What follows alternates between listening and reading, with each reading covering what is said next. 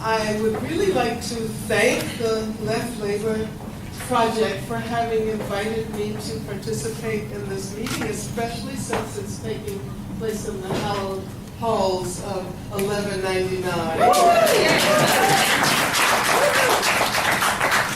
It's really wonderful to be here. And I should thank Ann Mitchell, who is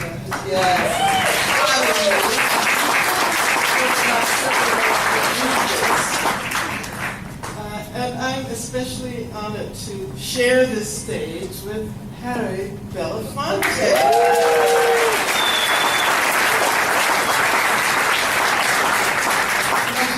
That I saw him perhaps a month and a half or so ago at the Russell Tribunal on Palestine.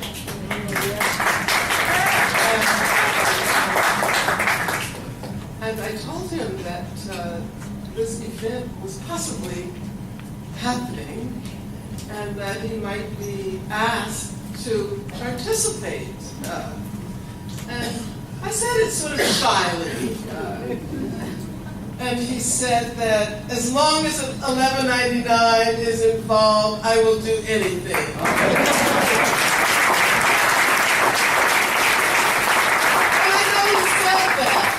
I know he said that, but I was still absolutely surprised and honored when he agreed to speak this evening. So thank you very much, Harry Belafonte.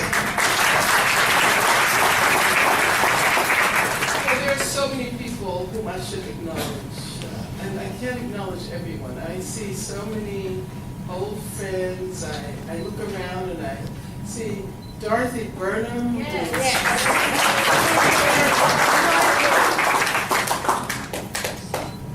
Where's Dorothy? Right here. Oh, there she is.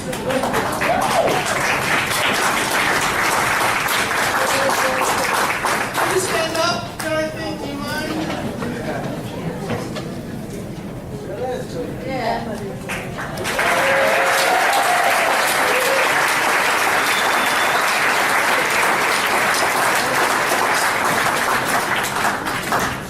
Without the activism and leadership of Dorothy Burnham and so many others in her generation, we would not have had the foundation on which we continue to struggle today. And I'd like to thank Charlene Mitchell.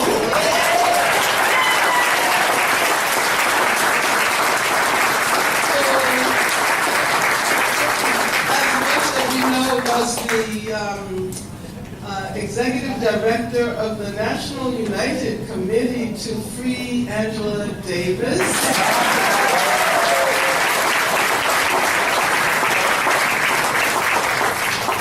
And I know she was especially happy when, during the introduction, it was mentioned that I was once on the FBI's 10 Most Wanted list. Then everybody applauded. And I've seen so many members of the staff of the National Alliance Against Racist and Political Repression. I was thinking, Harry, that one of the first cases we took on in the early 1970s was the case of Leonard Peltier.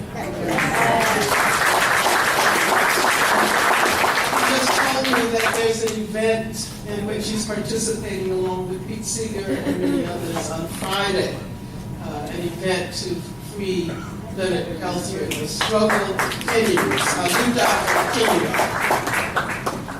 The struggle for democracy, the road ahead. That, I think, is the theme of our gathering this evening. And I'm thinking how quickly elections recede into the past. There's a very long build-up, and then they happen.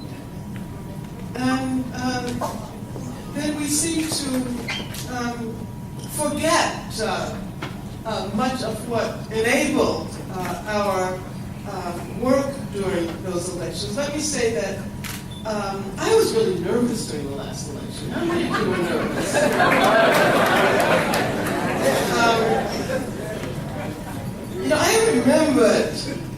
I remembered the election 12 years ago.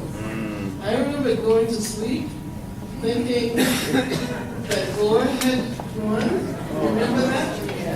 And then waking up to a nightmare, an 8-year-old nightmare of war and repression and Islamophobia and attacks on the working class, increased pollution of the environment.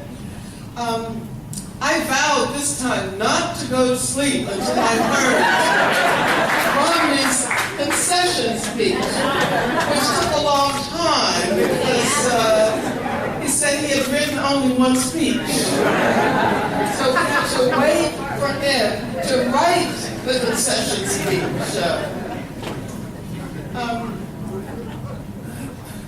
So let me thank all the people who made it possible for me to hear Romney's concession speech this time.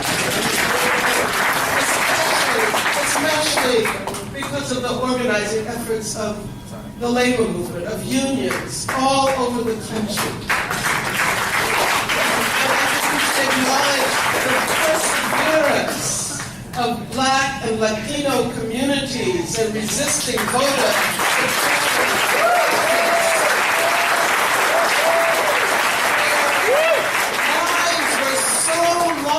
That people often had to wait 6 or 7 hours before they could vote. Thanks to the progressive forces of this country, Romney was defeated, and Obama achieved another historic victory. And let me say that the first victory was the result of unprecedented mobilizations of young people, labor, communities of color, women, LGBT communities, anti-war communities. And this mobilization achieved what many people thought was absolutely impossible, the election of a Black man, and a Black man with progressive proclivities to the presidency of the United States of America. But of course, when Obama was elected the first time, many people said they never expected to witness the election of a Black president in their lifetimes. And then later, I suppose, many of them began to think that it was unimaginable for a Black man to act like a president of the United States of America. But that, after all, is what he is. And many people who were brought out by that first campaign, especially those who had never before been moved to get involved in electoral politics, almost forgot the limits of electoral politics. Perhaps they forgot that this was about electing a president of the same imperialist, militarist, racist, anti-union United States of America. But what was achieved 4 years ago was still earth-shaking, and we should never forget that. Even if the last 4 years have not been what many people hoped they would be. When the economy crashed, many people expected Obama to be the 21st century FDR, right? With new economic and social programs that would pull us out of this recession, depression. However, those who were waiting for Obama to serve as our new FDR had a very warped view of history. And we can ask, was it indeed FDR who gave us, on his own individual initiative, on his own accord, unemployment insurance, Social Security, all of those elements of what has come to be called the New Deal? It was not. It was masses of people led by labor, led by communists and other socialists,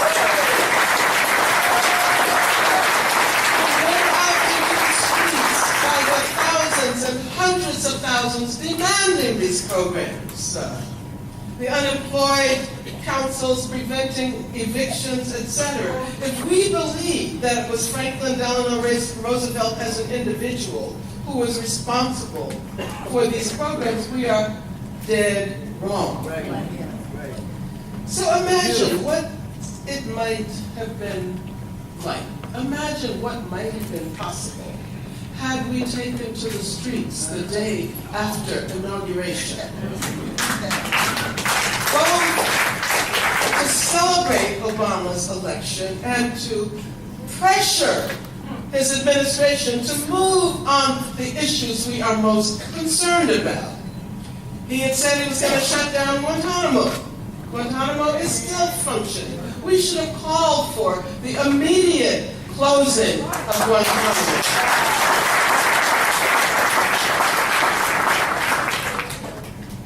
And of course, we can never expect to elect a president who will lead us to the promised land. Not even a powerful mass leader can do that.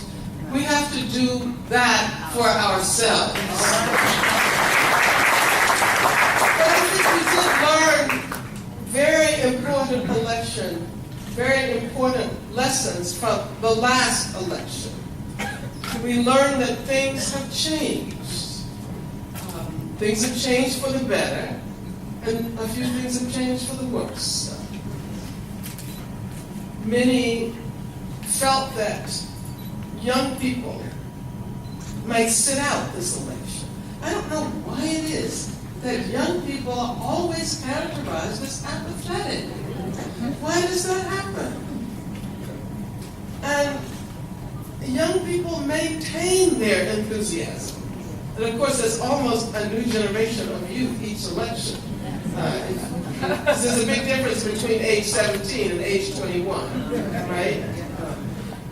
And then, of course, we had the whole Occupy movement. And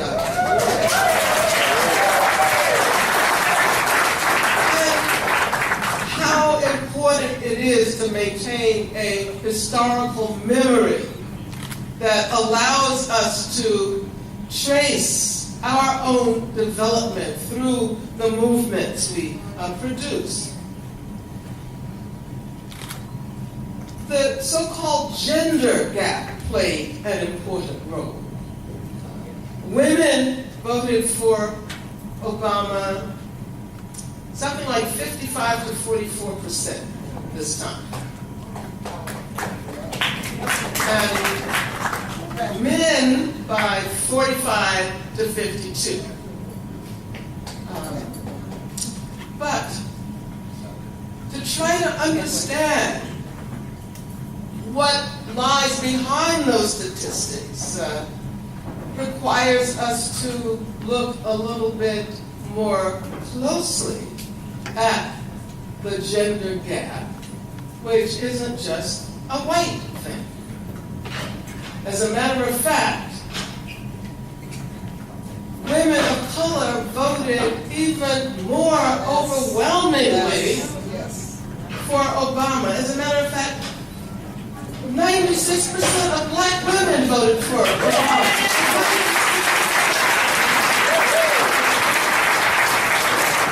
Compared to 87% of black men. And 76% of Latino women voted for Obama, compared to 65% of Latino men.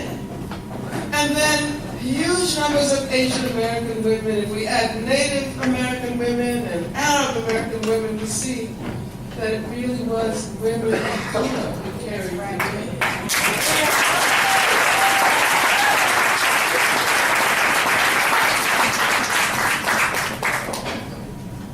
And then we have to face the fact that a majority of white men voted for monarchy.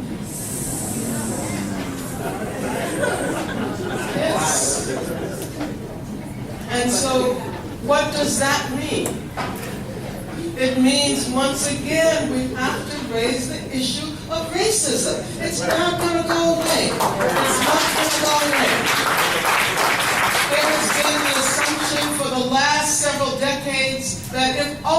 we didn't speak about racism so much, it would fade away. If only we learned how not to see race, colorblindness, racism would fade away. But it has taken up residency in the psyches of so many people. And that is very much related to the fact that this racism is lodged in the structures of our institutions. And all we need to do is open our eyes and in order to see that even as we celebrate the ascendancy of people of color to high places in our political and economic hierarchies, their positions cannot compensate for the fact that, for example, there are more black men under the control of the criminal justice system today than there were enslaved in 1850. And this is what Michelle Alexander calls the new Jim Crow. But so many people at the bottom of the hierarchy have been relegated to oblivion. They are not even recognized in the current political discourse. And this is a class strategy. The term poor is hardly used.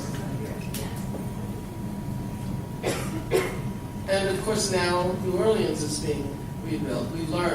People learned all over the world from Katrina that the kind of poverty that is generally only associated with people in the global South is found in the United States of America. And as New Orleans is being rebuilt, it is not going to accommodate poor black people in numbers that even begin to match their pre-Katrina presence. And it's what Naomi Klein calls disaster capitalism, right? Take advantage of the disasters to create profitable opportunities. But if the term poor is not used, we don't even hear the term working class. And this is what you might call a discursive assault on the labor movement. Only the middle class achieves visibility in current political discourse. And you know that that Obama participates in it. Have you heard him use the term working class any time recently? And if we have to make the working class more visible, we also, I believe, have to recognize that working class issues should embrace a whole range of issues. Certainly jobs, and the campaign Create Jobs, Tax the 1% is a very important post-election campaign. It would be amazing to have a mobilization on Inauguration Day with a million people in Washington saying, create jobs, tax the 1%.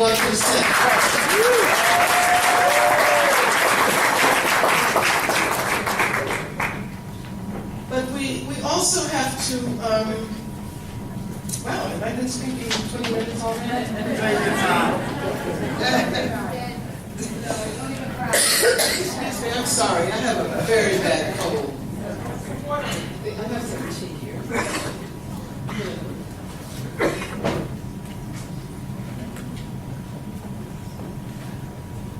Okay, let me see if I can speed up a little bit.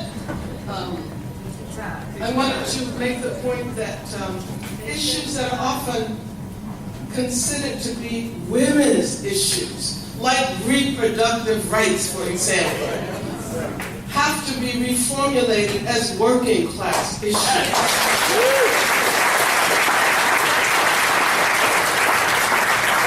Violence against women. Violence against women is a working class issue. And let me say that all of the issues that we consider to be the kind of marginal social issues have to be incorporated into the demand for jobs and into this demand to tax the 1%.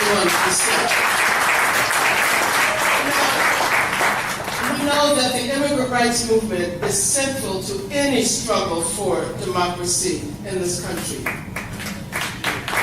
If the campaign for Black freedom, which still continues, produced in the 20th century the most important civil rights movement of that time, we can say that the immigrant rights movement is the most important civil rights movement of the 20th century.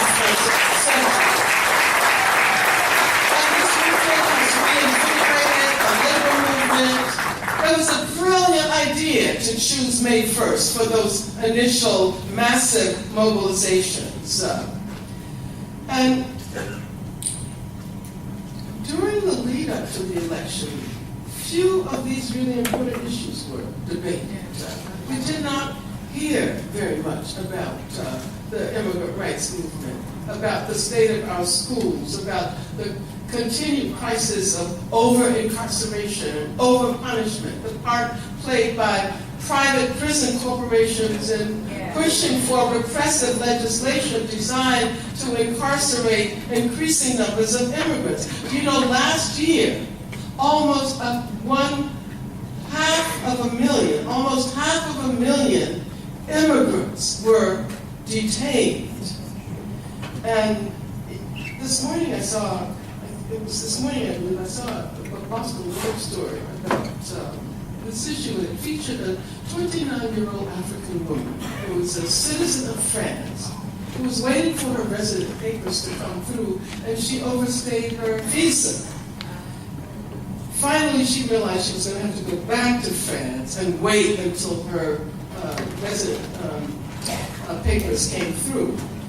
But she was arrested at the border, put in a detention facility, and not given her medication, where she died of congestive heart failure. And there is a picture of her husband crying in her grave on the front page of the Boston Globe. The campaign around immigrant rights is linked to the campaign for labor rights. And considering the assault on workers over the last year, Scott Walker's out-and-out war on public workers as a punitive solution to budget problems. But even though that legislation was pushed through, there is a powerful ongoing movement in defense of public workers in Wisconsin. And that movement reverberated all the way to Tahrir Square. And it has also inspired the labor movement in Michigan to passionately resist the right to work legislation. And people are vowing to remove the Republican legislators that voted for this horrendous right to work bill. Can you imagine Michigan, the home of the auto workers, as a right to work state? That is not right. It's like the Confederacy infiltrating above the Mason-Dixon line. And of course, Michigan is the home of John Conyers, who has been introducing the most progressive legislation in Congress in more than 4 decades. And recently, you know, he's introduced again H.R. 4277, which will create a tax on large-scale Wall Street securities transactions in order to fund 2.5 to 4 million jobs. So that's to create jobs, tax the 1%, tax the rich, abolish imprisonment, rebuild education, jobs for all.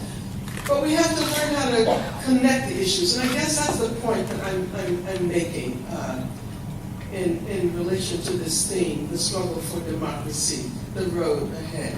We have to learn how to bring a whole range of issues together that we probably couldn't even have imagined 30 or 40 years ago.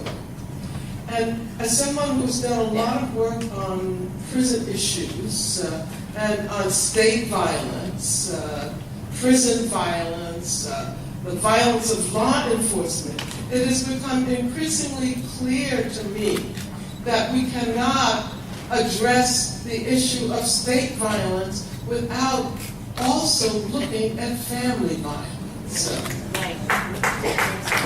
I mention that because violence is so much a part of the structure of what we might call the hetero-patriarchal family. It is a haven for violence. And this is one of the reasons why we can't simply stand up in favor of gay marriage without also looking at the structure of marriage. And the violence of women and children. And happen all over the world. And I always point out that generally when we think about violence, we think about male bodies being the targets of violence in the street and in war and in prison. But the most consistent targets of violence on the planet are women. And when you consider that despite all the work that we've done, and I see Viney Burrows over there, and I can remember when we were in Nairobi in 1985. And despite all of the work that has happened all over the world, with all of these new programs and agencies and new ways of talking about violence against women, the incidence of violence against women has remained the same. It has not changed. So it means that we have to do something else. We can't simply incarcerate the perpetrators and assume that the problem is solved. The family is a place where children learn not only about intimate violence, but they also learn about the pervasiveness of violence in the larger society. And that instruction often happens in the context of love. And that is why it is so dangerous. And let me say that I just came back from the World Social Forum, Free Palestine. It happened last weekend.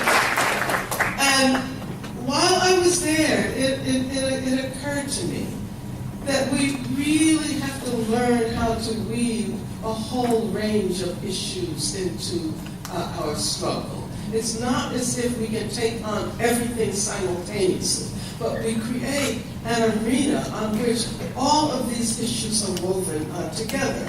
And I know oftentimes we tend to use the term intersectionality, but I think we should probably search for formulations that come closer to what we mean when we say that we don't want to focus on single issue approaches, but rather approaches that require us to think very deeply about links and connections and relations among issues and struggles. When I was in Porto Alegre, Brazil, which is where the World Social Forum took place, I heard quite a number of young Palestinians talk about pinkwashing. So is everyone familiar with pinkwashing? Okay, this is a new term that we can introduce into our political vocabularies. The pinkwashing refers to the way in which the state of Israel represents itself as being in favor of women's rights and being gay-friendly, to characterize itself as the only democracy in the region. So its assumption of it's a very shallow and contemptuous approach to democracy. But they attempt to argue that in Palestine and in the Arab countries in the area, women are not safe, and LGBT communities are in danger. And so there are young people in Palestine who are involved in the BDS, the Boycott, Divestment, and Sanctions movement. And there's a group called Queers for BDS. And they are challenging this pink washing. And it occurred to me in listening to them that while many people might assume that this is a narrow, marginal issue that only affects a few people, in reality, it taking on these issues and understanding this analysis broadens the terrain, particularly the terrain of our struggle against the occupation and against the Zionist policies of Israel. I'm going to try not to take 5 more minutes. I know I'm over time. And let me say that looking at Israel through those eyes gives us a different kind of literacy. It helps us to read the racism and the violence that is covered up by the pro-gay and pro-feminist stance Israel tries to assume on the world stage. And remember, of course, the extent to which the Bush administration used women's liberation as a justification for the assaults on Afghanistan and Iraq. So this whole question of pinkwashing is something that we have to address in this period. Now,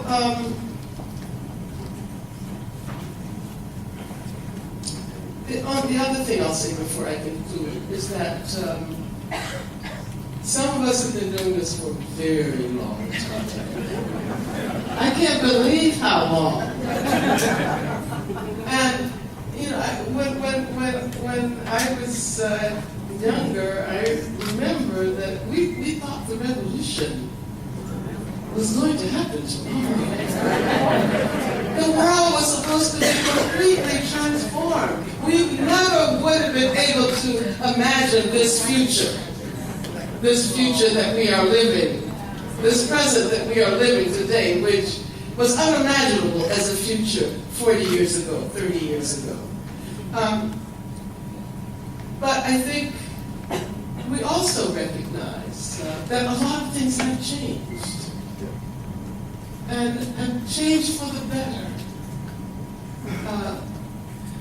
And there are ways in which we can bring people together in mass movements that were not conceivable at that time. I love the idea of talking about socialism and communism in the 21st century. We will not give it up.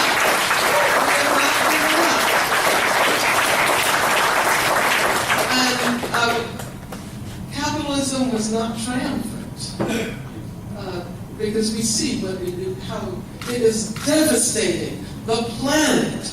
You know, not only workers and children, but also the environment and also how it's turned out food production into simply an opportunity for profit so that people are dying as a result of eating food that is supposed to nourish them, but is actually only putting money in the capitalist pockets.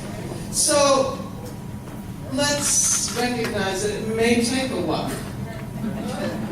And we may have to have a vision that goes beyond our lifetimes and our children's lifetimes and maybe even our grandchildren's lifetimes.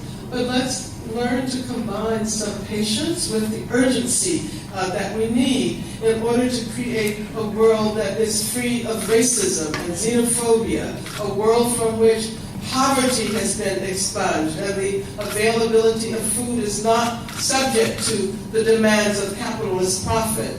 a world that is based on the fulfillment of needs and not on the exploitation of human labor, a world without homophobia, a world without transphobia, a world without the prison industrial complex, a world in which everyone learns how to respect the environment and all of the creatures, human and non-human alike, who inhabit our worlds, a world where equality and justice and peace prevail.